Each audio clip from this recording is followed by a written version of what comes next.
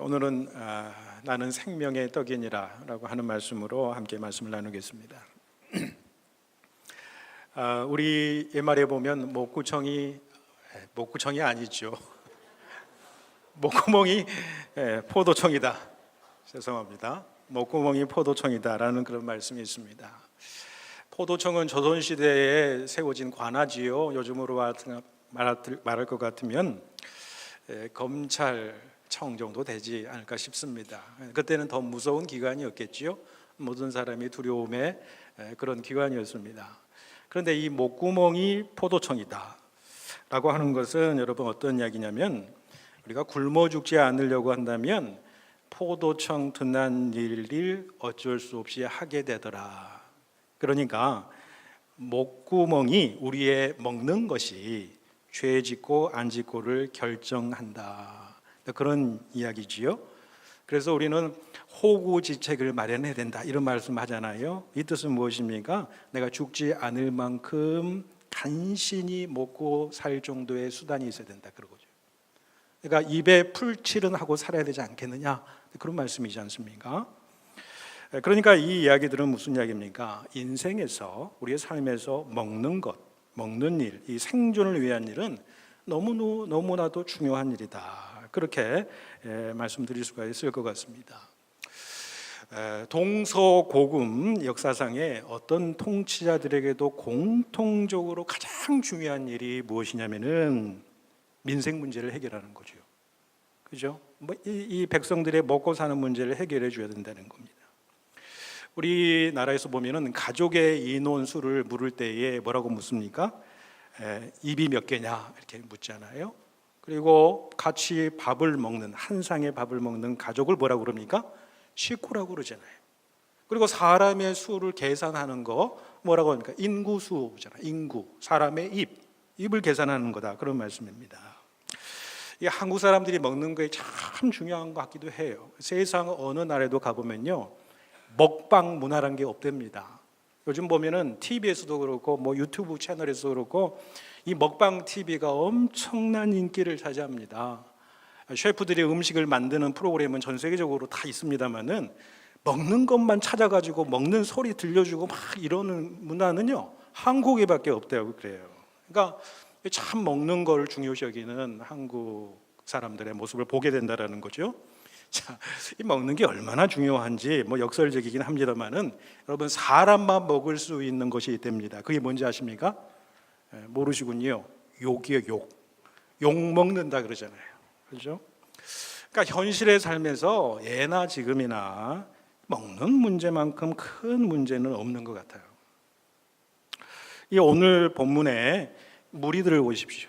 이 무리들도 똑같습니다. 먹는 문제예요. 생존의 문제입니다. 오늘 예수님께서는 이 먹는 문제 외에 더 깊고 영적인 문제를 다루기는 하세요. 그게 더 중요하다라고 말씀하시지만은 당시의 민중들은 정말 핍박받고 못 사는 그런 백성들이었어요. 예수님 말씀을 드리려고요, 여러분 며칠 동안 굶었다고 그랬어요. 먹을 것이 없는 거예요. 그러니 그들의 백성이 떡을 요구하는 것은 어찌 보면 너무너무 당연한 일이 아닌가, 그런 생각을 해보게 됩니다. 그런데 예수님께서 우리 지난 본문에 무슨 사건이 이루어집니까? 벳세다 들판에서 오병이어의 기적으로 그 5천 명, 수만 명의 사람들을 먹이고도 12광주리를 남게 되는 놀라운 기적을 벌이잖아요. 이 백성 민중들이 그 반응이 폭발적인 거예요. 우리에게 떡을 먹여주고 우리 민생고를 해결해 줄 수 있는 사람이다. 그래서 그를 왕으로 삼으려고 하잖아요. 그러니까 그 예수님께서 그것을 보시고는 그 자리를 홀로 떠나가시잖아요. 도망치듯이 가시다며 제자들도 뒤로 하고 혼자 산으로 올라가셨다고 그렇게 이야기를 하시거든요. 자, 그 뒤로 오늘 본문이 이어지는 거예요. 무리들이 예수님을 계속 찾아 나서는 거예요. 얼마나 많은 무리들이 예수님을 찾았는지 본문에 이야기하고 있지 않지만은 상당수 많은 무리들이 예수님을 찾아 나선 거예요. 표적을 보여주었던 그 벳세다 들판을 온통 다 뒤집고 해집고 예수님을 찾아요. 그런데 예수님을 찾을 수가 없거든요. 그러니까 자기들이 배를 타고 디베랴 바닷가에 곳곳을 다니면서 예수님이 어디 계시는가 찾아보는 거예요. 그래도 살펴보았지만은 찾을 수가 없어서 나중에는 어떻게 됩니까? 이 가버나움까지 가서 예수를 드디어 찾게 된 거예요. 그들이 그 무엇 때문에 그 예수를 그렇게 찾았을까요? 여러분, 거기에 대해서 예수님께서 오늘 예리하게 그들이 나를 찾는 이유에 대해서 애누리 없이 아주 정확하게 말씀을 해주세요. 그러니까 오늘 말씀의 배경은 뭐냐면요, 벳세다에서 오병이어의 기적을 일으킨 수많은 군중들이 있죠. 이 군중 중에 많은 다수가 또 배 타고 예수님을 또 이 가버나움까지 찾아와 가지고 예수님이 그들에게 해주신 말씀이 오늘 본문의 말씀이에요. 사실 오병이어의 기적에 해당하는, 오병이어의 기적을 일으키신 가장 근원적인 이유와 목적에 대해서 오늘 본문이 말씀하고 있는 거예요. 이게 사실은 오병이어 기적보다 오늘 말씀이 더 중요한 메시지가 담겨 있다라고 볼 수 있다라고 하는 것이지요. 왜 군중들이 예수님을 다시 찾아왔냐라는 거예요. 무엇 때문에 찾았습니까? 예수님께서 오늘 본문은 아니지만은 26절, 27절에 보시면은 어떻게 말씀하십니까? 너희가 나를 찾는 것은 표적을 본 까닭이 아니요 떡을 먹고 배부른 까닭이다. 떡을 먹고 배부른 까닭이다. 그러면서 하시는 말씀이 썩는 양식을 위해서 일하지 말고 영생하는 양식을 위해서 하라. 네, 그렇게 말씀하셨다. 여러분, 시사 용어 중에 웩더독이라고 하는 말이 있습니다. 웩더독, 미국에서 정치판에서 많이 쓰여지는 이 용어인데요. 이게 무슨 말이냐면 꼬리가 개의 몸통을 흔든다는 그런 말씀이에요. 그러니까 사실 말이 안 되지요. 개가 꼬리를 흔들 수 있지만 꼬리가 개를 흔드는 게 아니거든요. 그런데 이게 바뀌어졌다는 거예요. 이 말이 뭐냐면 주객이 전도되었다는 거지요. 본말이 뒤바뀐 것을 가리키는 말로 웩더독이라고 하는 시사 용어가 있습니다. 예를 들자면 정치 유력자들이 자신의 부정부패라든지 정책 실패를 호도하려고 국민들의 시선을 엉뚱한 곳으로 돌리려고 공작을 펴는 거예요. 그러니까 공작 정치가 바로 웩더독이라는 거예요. 그래서 이 기자들이 언론에서 웩더독이다 이렇게 이제 비판을 한다라는 거지요. 여러분, 꼬리는 몸의 통제를 받아야 되는 것이지요. 그런데 꼬리가 몸통을 좌지우지하는 거예요. 그러면 이 몸은 제 기능을 감당할 수가 없는 거지요. 혼란 자체예요. 존재 자체의 기반이 막 흔들리게 되더라는 거예요. 자, 이게 무슨 말씀이냐면요, 오늘 본문에서 이 무리들의 모습이 그렇다는 거예요. 본말이 전도됐어요. 주객이 전도됐단 말이에요. 꼬리가 몸통을 흔든다고 얘기한다는 거예요. 그런데 가만히 생각해 보세요. 우리 신앙생활에도 이런 웩더독 현상이 얼마든지 지금 일어나고 있다고 하는 사실이지요. 무리들은 생명의 떡은 외면해버리죠. 본질을 외면하고 육신의 떡만 쫓으려 한 거예요. 인생의 본질적인 문제가 뭡니까? 영적인 문제예요. 가장 근원에 해당되는 것이 바로 우리의 영적인 문제거든요. 이 영적인 문제, 이 본질을 외면하고요, 비본질적인 육적인 문제예요. 세상적인 문제, 사실은 중요하지 않는 문제에 몰두하다가 거기에 빠지다가 잘못된 방향으로 나가는 거예요. 그런 일들이 우리의 삶에 얼마든지 있을 수 있고, 우리 영적인 삶을 우리가 돌아보면 그런 일들이 비일비재하다는 거예요. 사실 교회에서 문제가 되거나 공동체의 문제를 일으키고 우리 신앙의 문제를 일으키는 현상들은요, 대부분, 아니 전부가 다 사실은 이 문제예요. 영적인 문제. 본질을 쫓아가지 않냐고 비본질적인 요소가 본질을 어떻게 돼요? 넘어서 버리는 거예요. 그러니까 우리 신앙에, 우리 인생에 꼬리가 몸통을 흔드는 일이 일어나지는 않는가? 우리 신앙의 모습은 어떠한가? 오늘 말씀을 통해서 주의 깊게 영적으로 우리 살펴보아야 될 질문이라고 생각을 합니다. 오늘 말씀은 이 본질에 대해서 말씀하시는 거예요. 예수님께서 오병이어의 본질 두 가지로 크게 이야기를 하시는 거예요. 첫 번째 본질은 무엇입니까? 예수님께서 이 땅 가운데 오셨는데 오병이어 기적을 행하셨는데 그것은 무엇이냐? 당신이 누구이시냐? 예수가 바로 누구이시냐라는 것을 말씀해 주는 거예요. 두 번째 본질은 뭐냐면 그분이 이 땅에 오셨는데 그분은 누구시며 무엇을 위해서 이 땅 가운데 오셨느냐? 이 두 가지 질문을 오늘 본문이 하고 있는 거예요. 첫 번째 질문이에요. 예수님이 누구십니까? 오늘 전체의 이 말씀의 주제라고 볼 수 있어요. 여러분 35절 다시 보세요. 35절 우리 함께 같이 읽겠습니다. 35절입니다. 시작. 예수께서 이르시되 나는 생명의 떡이니 내게 오는 자는 결코 줄이지 아니할 터이요 나를 믿는 자는 영원히 목마르지 아니하리라. 아멘. 예수님께서 자신을 무엇이라고 이야기합니까? 나는 생명의 떡이니라. 이렇게 말씀. 나는 누구누구다. 이 요한복음에만 있는 아주 독특한 예수님의 자기 자신을 나타내는 그런 표현이에요. 요한복음에만 7가지 표현이 나옵니다. 그 중에 요한복음의 순서대로 보면 오늘 나는 떡이니라, 생명의 떡이니라 말씀이 첫 번째 말씀이에요. 7가지 말씀이 계속해서 여기 나오는데, 나는 세상의 빛이니라, 나는 양의 문이니라, 나는 선한 목자니라, 나는 부활이요 생명이니라, 나는 길이요 진리요 생명이니라, 마지막으로 나는 참 포도나무이니라. 예수님이 스스로 자기 자신을 계시한 거예요. 그러니까 오병이어의 기적이 무엇 때문에 이루어졌냐? 목적이 무엇이냐? 나는 생명의 떡이니라. 이 말씀에 정답이 있다라는 거예요. 예수님께서 말씀하신 이 생명이라고 하는 것은요, 단순히 우리의 육체적인 생명을 말하는 것이 아닙니다. 요한복음은 이 생명을 또 다른 말로 영생이다, 영생이란 말로 표현을 합니다. 같이 혼용해서 사용하는 거예요. 그런데 이 생명, 즉 영생이라고 하는 것은 육체적인 생명을 넘어서는 고차원적인 생명을 말씀하는 겁니다. 질적으로 다른 차원의 생명을 얘기를 하는 거예요. 그건 무엇이에요? 하나님과 영원한 관계 아래 있는 생명이다, 그 말씀입니다. 이것이 영생이에요. 영생은 다른 것이 아니라 하나님과의 영원한 관계 속 안에, 하나님 존재 안에 들어있는 우리의 생명, 영생이에요. 여러분, 하나님께서 인간을 만드실 때 우리 코에 생기를 불어주세요. 생기, 하나님의 영을 불어주세요. 그렇죠? 그래서 우리는 하나님의 형상으로 지음을 받았다고 이렇게 말씀을 합니다. 그러니까 우리의 영혼에는 뭐가 있으며? 하나님의 자리가 있어요. 그 하나님의 자리는 하나님을 대신하여 어떤 것도 채울 수 없는 자리예요. 하나님만이 채울 수 있는 그 자리가 있다는 거예요. 그 자리가 우리가 영생을 누리는 자리라는 거예요. 그런데 문제가 뭐예요? 우리 인류의 죄악됨으로 말미암아 그 자리가 파괴돼 버린 거예요. 그런데 주님께서 오늘 생명의 떡이니라라고 말씀하시는 건 뭐예요? 심판받고 멸망당할 생명을 다시 영생을 누리는 자리로 우리를 회복하시는 거예요. 이게 생명의 떡이에요. 내가 생명의 떡이다라고 말씀하신 것은 예수님 자체, 또 예수님의 그 말씀이 우리의 영혼의 주식이다라고 이렇게 쉽게 말씀드릴 수 있을 것 같아요. 여러분, 우리의 주식, 한국인의 주식은 여러분 뭡니까? 밥이에요. 밥.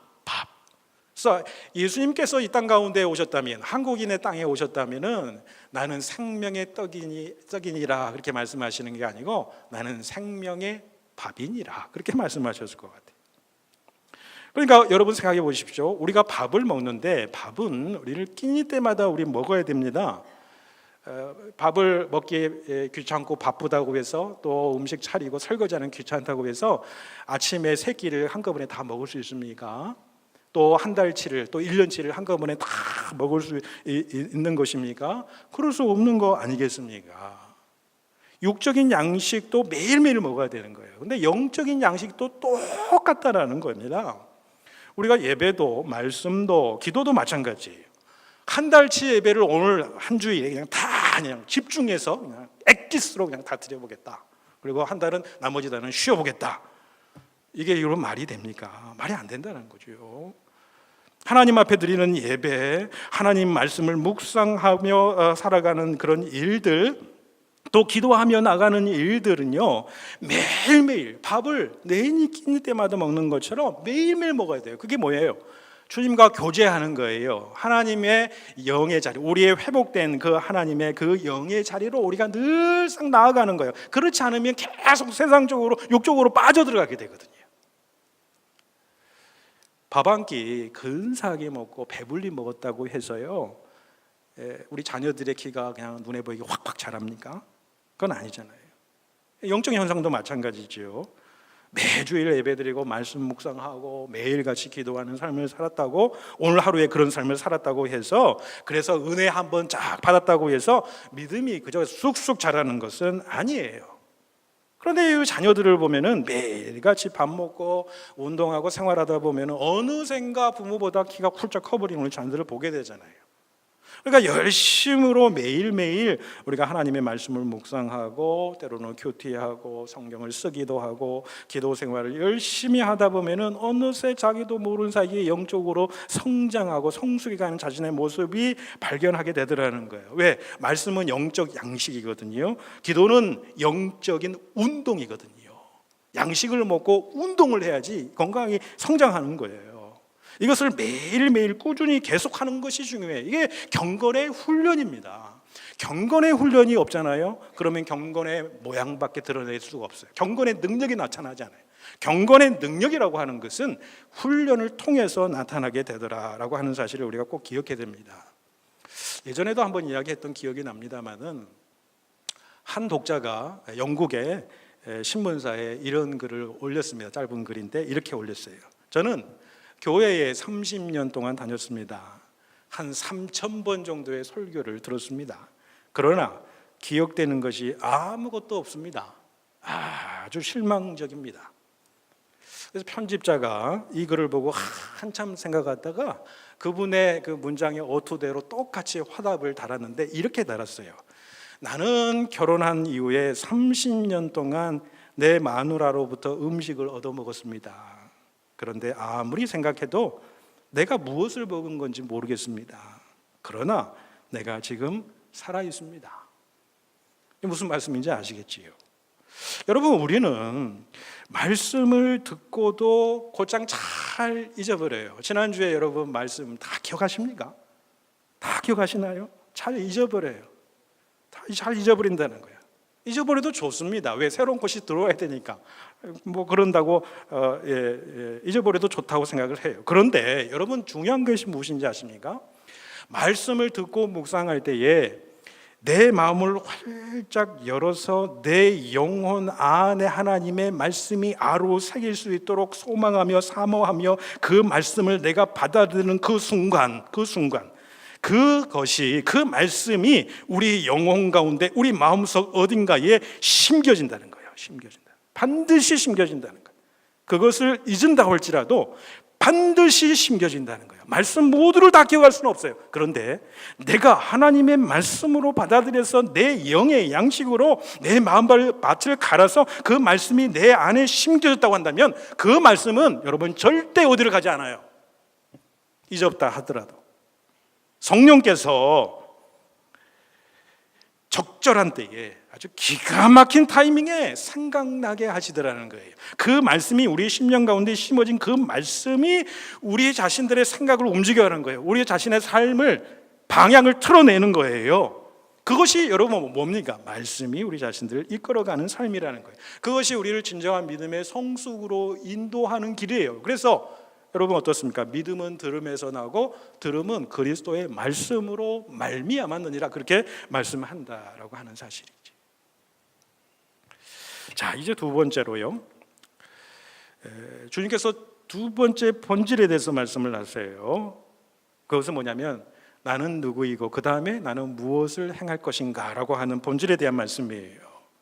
생명의 떡 되신 예수께서 이 땅 가운데 이루시려고 하는 것이 무엇이냐 라는 거예요. 여러분 38절을 보십시오. 내가 하늘에서 내려온 것은 내 뜻을 행하려 함이 아니요 나를 보내신 이의 뜻을 행하려 하네. 내가 이 땅에 와서 생명의 떡이 된 것은 내 뜻이 아니에요. 하나님의 뜻이에요. 그 하나님의 뜻이 무엇입니까? 다음 절에 예수님께서 자세하게 설명해요. 39절이에요. 나를 보내신 이의 뜻은 내게 주신 자 중에 내가 하나도 한 명이라도 잃어버리지 아니하고 마지막 날에 다시 살리는 이것이니라. 여러분, 하나님께서 택하신 자는요 불가항력적이에요. 37절에도 보세요. 아버지께서 내게 주시는 자는 다 내게로 올 것이고 그러잖아요.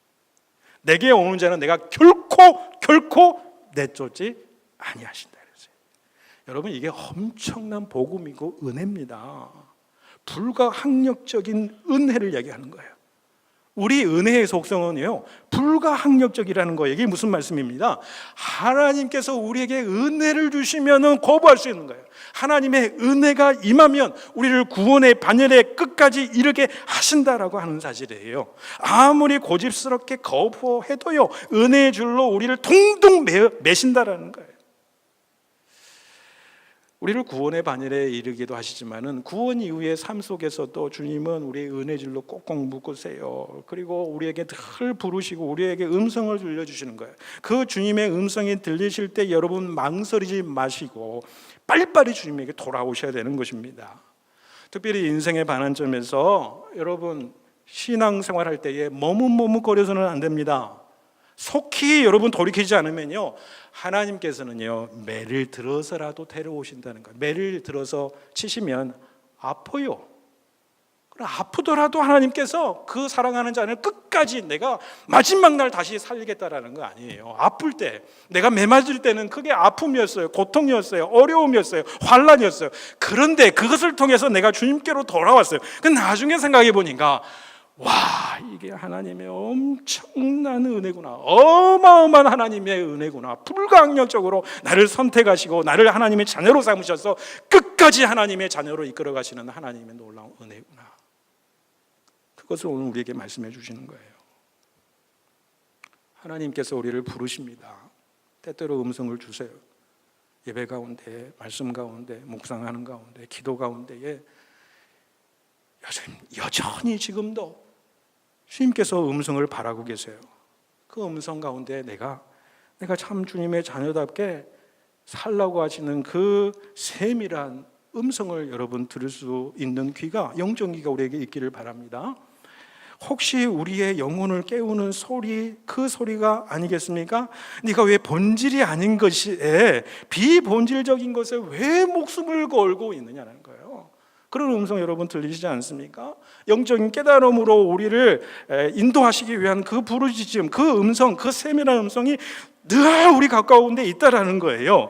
우리네 삶의 구체적인 삶의 현장 가운데서 우리를 부르세요. 우리에게 음성을 바라시면은 그것이 어떤 세미한 음성이라도 주님의 말씀, 그 음성을 듣고 순종하시기를 바랍니다. 맞서지 마세요. 머뭇머뭇거리지 마십시오. 왜 그 음성을 우리에게 주시겠느냐? 본질을 회복하라는 거예요. 꼬리가 몸통을 흔들게 하지 말아요. 본질이 중요한 게 아니냐. 영생의 기쁨을 누리게 하시려고 하시는 거예요. 여러분, 하나님은 오늘 본문 말씀 가운데 그렇게 말씀하시는 거예요. 사랑하는 사람, 내가 선택된 사람들은요 결코 난 포기하지 않겠다, 그 말씀이에요. 마치 부모가 자식을 포기하지 않는 것과 같습니다. 아무리 자식이 탕자와 같은 망난이라 하더라도요, 자식을 사랑하는 마음이 있으면 자식을 향해서 눈물을 흘리면서 기도하는 것이 부모의 마음입니다. 주님의 마음도 똑같다는 거예요. 마지막 40절에 뭐라고 합니까? 내 아버지의 뜻은 아들을 보고 믿는 자마다 영생을 얻는 이것이니 마지막 날에 내가 이를 다시 살리리라 하시니라. 37절에서 반복된 말씀을 다시 확고하게 말씀을 하시잖아요. 우리 하나님은 그런 하나님이시다. 오늘날 이 시대를 살아가는 우리 기독 신앙인들, 우리 기독교를 보면 자꾸 선한 영향력을 잃어버리는 그런 시대에 살아가고 있는 것 같아요. 특히 북미주, 복음을 우리에게 전해준 이 북미주가 이 기독교의 이 신앙의 영향력이 점차 쇠퇴하고 있는 모습, 안타까운 모습이죠. 특별히 한국 교회의 그 모습을 바라보게 되면 참 안타까운 심령이 너무나도 많습니다. 본질을 잃어버리고 비본질을 앞세우면서 살아가는, 그래서 사회로부터 외면당하고 사회로부터 좋지 않는 그런 비판을 받고 있는 이 시대이지 않습니까? 저는 그런데 이러한 시대에 고 한경직 목사님의 그 말년의 삶이 참 많은 의미를 우리에게 주고 있다, 이렇게 생각을 해요. 한 목사님이 은퇴하신 이후에는요, 아주 교회하고 멀리 떨어진 남한산성으로 가세요. 거기서 1층 조그마한 단층 건물에서 죽으실 때까지 거기 사셨어요. 왜 그랬을까요? 후임자가 부담을 느낄까 봐 먼 곳으로, 자신의 영향은 여기서 끝이야, 멀리 가신 거예요. 자기 아들이 목사였어요. 사위도 목사예요. 그런데 영락교회 사역과는 전혀 상관없게 아예 만들어버리셨어요. 세습이나 오해를 사전에 완전히 차단시킨 거예요. 비본질이 본질을 넘어서지 못하게 하신 거예요. 본질을, 세상의 본질, 이게 교회의 본질을 지키려고 하셨다는 거예요. 여러분, 인생의 본질은 인생의 본질인 이 생명의 떡을 외면하고 비본질적인 육신의 떡만을 쫓는 아버지 우리들의 신앙이 있었지 않는가 생각을 해봐야 됩니다. 이 신앙의 웩더덕 현상을 우리는 참 멀리 해야 된다는 거예요. 여러분, 이것으로 공동체가 어려운 거예요. 교회가 어려운 건 다른 게 아니더라고요. 가만히 보니까 본질적인 거 가지고 교회가 어려운 적이 한 번도 없어요. 가만히 생각해 보세요. 다 비본질적인 이야기. 다 비본질적인 이야기.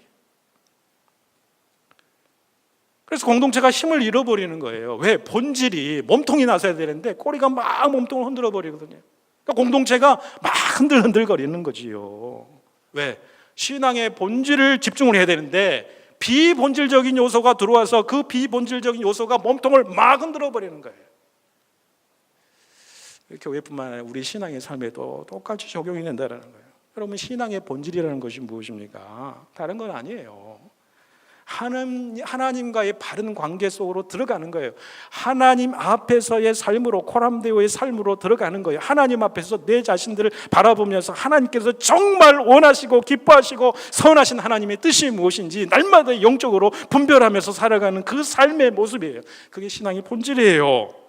주님의 사랑, 주님과 호흡하는 거예요. 영적으로 호흡하는 거예요. 주님이 내 안에 살아계시는 거예요. 나는 죽고 나는 십자가에 죽노라, 나는 날마다 죽노라 하면서 예수 그리스도가 내 안에 살아 역사하시는 그 믿음, 그 믿음을 내가 지키려고 하는 신앙, 신앙의 본질입니다. 다시 한경지 목사님의 말년의 이야기를 들려드리면요, 말년에 한경지 목사님 몸이 불편해요. 그래서 교계의 지도자들, 중진 지도자들이, 목사님들이 모여가지고 남한산성에 있는 이 한경지 목사님을 병문하기 위해서 옵니다. 그리고 그 대표가 목사님에게 질문을 하지요. 모처럼 교계 중진들이 한 자리에 이렇게 다 모였습니다. 좋은 말씀 한마디 해주세요. 덕담 한 말씀 해주세요. 좋은 이야기, 위로하는 이야기, 그 말을 원했겠지요. 그런데 이 하 목사님이 골똘히 생각하시더니 하신 말씀이 아주 유명한 일화가 되었는데요. 무슨 말씀을 하시냐면요, 목사님들을 쭉 둘러보시면서 목사님들 예수 잘 믿으세요. 목사님들 예수 잘 믿으세요. 교회 원로들을 당황하게 만든 그런 일화였다고 생각해요. 가만히 생각해 보면 저에게도 큰 울림으로 다가오는 말씀이 아니겠어요? 예수 잘 믿으라고요. 잘 믿으세요. 여러분, 우리가 남은 생에 그렇게 살도록 내가 예수님을 참 잘 믿어보겠습니다. 그것이 어떻게 믿는 것입니까? 예수님을 제대로 좀 믿어보겠습니다 라고 하는 영적인 몸부림들이 우리 가운데 있어야 되는 거 아니에요? 주님이 말씀하신 그 말씀의 본질을 내가 붙잡고, 복음의 진수, 복음의 진리, 복음의 역사를 내가 붙잡고 예수의 말씀대로 내가 살아보려고 하는, 예수 잘 믿어보겠다, 예수 한번 제대로 한번 믿어보겠다라고 하는 영적인 몸부림이 우리 가운데 있어야 되는 게 아니냐라는 것입니다. 여러분, 예수님은 나의 생명 되십니다. 그리고 나의 사랑이시고 나의 전부이시고 내가 살아가는 이유가 되고 내가 그분을 위해서 죽을 수도 있는 이유가 됩니다. 왜? 생명의 떡, 영생의 떡을 우리에게 허락하시기 때문에. 그 생명의 떡이신 우리 주님과 계속해서 하루하루 교통하면서 사랑하면서 주님을 내 안에 모시고 주님과 연합된 자로 살아가는 참으로 복된 인생길 살아가시는 여러분과 제가 될 수 있기를 주님의 이름으로 축복해 드립니다. 기도드리겠습니다.